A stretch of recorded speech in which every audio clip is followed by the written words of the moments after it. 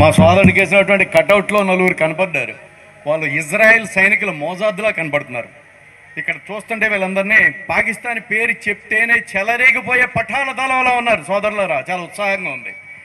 నేను 35 సంవత్సరాల క్రితం చెరుకువాడలో చాలా ఎక్కువ మంది యువకులు ఉంటే వాళ్ళందరినీ నేను నిద్రలేపోయేవాడిని 4 గంటలకి.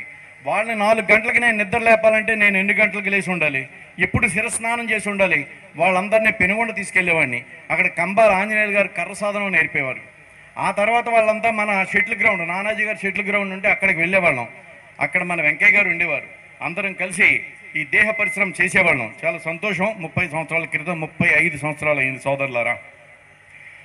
తిరుమల కొండపై తరిగొండ వెంగమాంబ అన్నపూర్ణాలయంలో నిత్యం కొన్ని వేల మంది భక్తులు వేడి వేడి అన్న ప్రసాదాన్ని తృప్తిగా ఆరగిస్తుంటే ఆ దృశ్యం చూస్తుంటే కన్నుల పండుగగాను కడుపు నిండుగాను అనిపిస్తుంది సోదరులారా.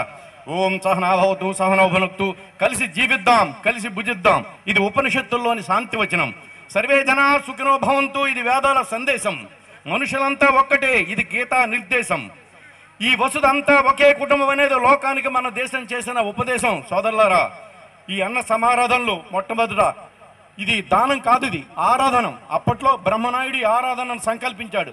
కులమత వైషమ్య కుటిల ధోరణులకు చరమ గీతము పాడే చాప కూడు అంటూ ఈ లోకం ఆ సంకల్పాన్ని స్వీకరించింది, ఆచరించింది.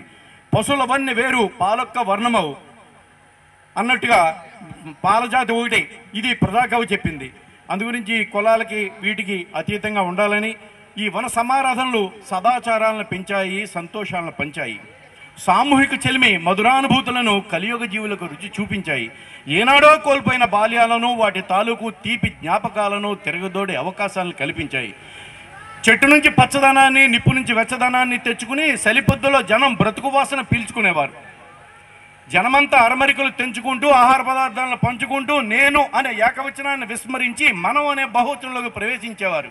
అన్నానికి ఆకలికి కులం ఉండదని నిరూపించేవారు.